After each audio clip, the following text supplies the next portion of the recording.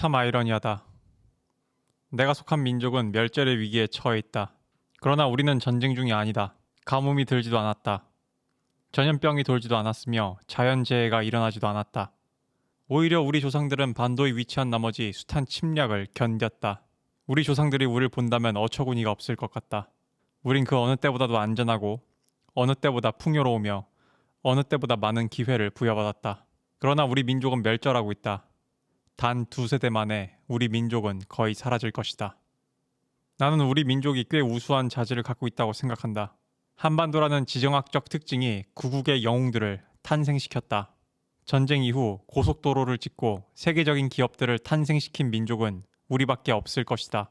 물론 같은 민족이라고 해서 개개인 하나하나 모두 훌륭한 건 아니다. 그러나 분명 우리를 관통하는 유전자 어디에는 우리를 위대하게 만드는 무언가가 있다. 그런데 왜 이제 와서 우리는 멸절 중인 것일까? 나는 그 이유를 알고 있다. 나는 좀 전에 우리가 전쟁 중이 아니라고 말했지만 사실 부정확한 표현이다. 우리는 총성 없는 전쟁을 이미 했고 패배했다. 나는 그것을 Psychological Warfare, 사상전이라 부른다. 우리 민족은 물리적인 전쟁은 이겨냈지만 정신적 전쟁은 대비하지 못했다. 아마 가난에 대한 기억이 전쟁 후 쑥대밭이 된 영토에서 당장 물질적인 문제를 해결해야 된다는 급박함이 우리 모두를 지독한 현실주의자나 유물론자로 만든 건지 모르겠다. 며칠 전 술자리에서 지인이 이런 이야기를 했다. 내 강의는 연애 강의가 아니라 사람을 만드는 강의라고.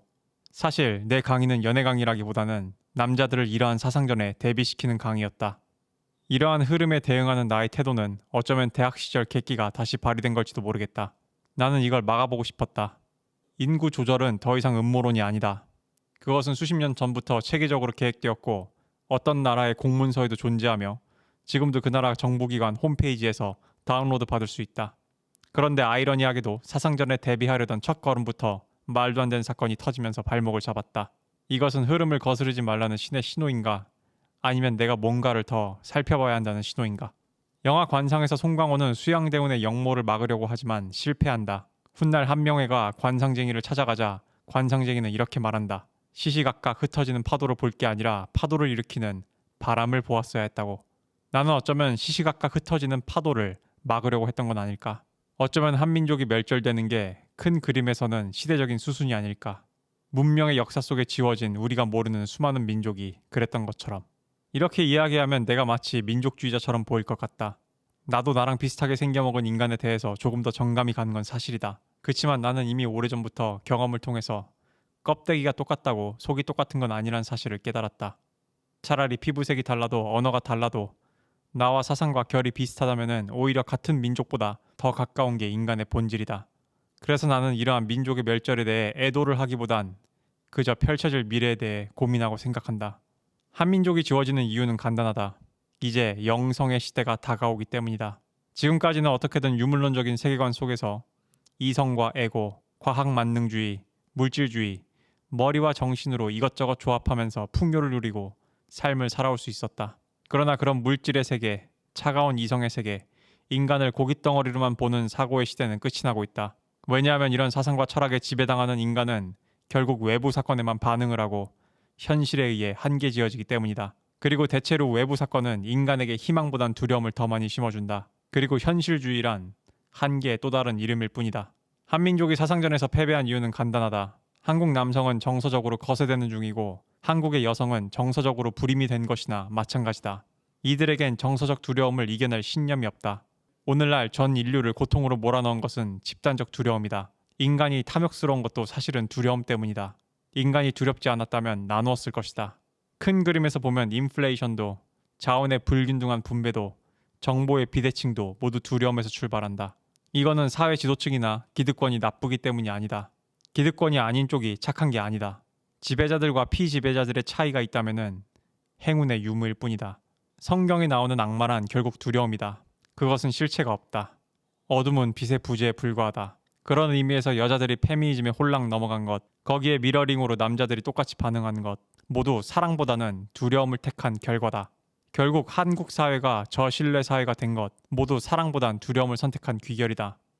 신이 부재한 땅은 악마들이 유린하기 좋다. 다시 말해 신념이 부재된 집단은 공포로 유린하기가 쉽다. 나는 요즘 왜 그들이 유럽을 떠나서 미국을 개척했는지 이해했다. 나는 요즘 왜 그 사람들이 그들끼리 결혼하고 어울리는지 이해하기 시작했다. 이 땅은 영성이 죽은 땅이다. 한국은 영성이 죽은 나라다. 이제까진 영성을 무시해도 괜찮았지만 앞으로는 아닐 것이다. 이제 나도 모래들을 흘려보내고 사근만을 남겨야 할 때라고 생각을 한다. 앞으로 누가 이 땅을 차지할지 모르지만 크게 신경 쓰지 않는다. 어차피 유전자는 섞이면 더 강해진다. 그리고 나도 그렇고 여러분은 여러분의 몸이 아니다. 이제 우리는 구질서에서 벗어나야 한다. 같은 혈통이라고 해서 민족이 아니다. 집단을 묶어주는 것은 피부색이나 유전자가 아니다. 이데올로기와 같은 사상도 아니다. 같은 피부색이라는 이유로 묶는 호미 문화를 비판하는 흑인들이 있다. 이데올로기가 신은 죽었다를 외치며 과격하게 등장했지만 그것 또한 인공적이고 조잡한 것이지 자연적인 것이 아니다. 이데올로기가 죽인 것은 신이 아니라 제도화된 종교가 가졌던 권력이다. 그 어떤 것도 신을 죽이지 못한다. 왜냐하면 그것이 곧 자연법이기 때문이다. 죽는 건 신이 아니라 한 개인의 신념이다. 뉴스에서는 한국의 인구 감소, 외노자들의 유입, 다문화 현상, 노동인구 감소 등 많은 혼란과 공포에 대해 이야기한다. 앞으로 다가올 혼란은 수많은 전란, 기근, 이데올로기 전쟁에 비하면 조금 다르다. 왜냐하면 우리에게 다가온 것은 정서 전쟁이기 때문이다. 나는 어떤 혼란이 우리에게 도래할지 기대된다. 혼란은 언제나 기회였다. 나는 언제나 형제가 형제의 파수꾼이 되는 트라이브를 꿈꿨다. 그런 동네를 꿈꿨다. 그런 조직을 꿈꿨고 그런 집단을 꿈꿨다. 앞으로는 내면의 영성에 관심을 기울이는 사람들이 이겨낼 것이다. 영혼의 목소리에 의존해야 하고 거기서 위안과 안정, 보상을 얻어야 한다. 롤렉스나 포르쉐, 페라리, 비싼 옷, 비싼 음식 같은 건 나를 안정시켜주지 않는다. 안정의 결과가 풍요해야 한다. 무엇보다 물질보다 중요한 것은 정서의 자유, 영적인 자유다. 물질은 잃어버릴 수 있지만 자유는 그렇지 않다. 자유는 잃어버린 물질을 다시 만들어낼 수 있지만 물질은 잃어버린 자유를 만들어내지 못한다. 아니, 대개의 경우 물질은 인간을 노예로 만드는 수단인 경우가 많다. 이 이야기를 듣는 당신에겐 자유로운 영혼이 있는가? 만약 그렇다고 대답한다면 앞으로 많은 시험이 당신 앞에서 기다리고 있을 것이다. 그리고 내가 그런 시험을 이겨낼 때 옆을 지켜주는 그런 친구가 되어주고 싶다. 나는 이제 자유로운 영혼들을 위해서 이야기한다. 자기 자신에게 신념을 가진 사람들에 대해서 이야기한다. 영적 감수성이 뛰어난 사람들을 위해 이야기한다. 새로운 시대에 온 것을 환영한다.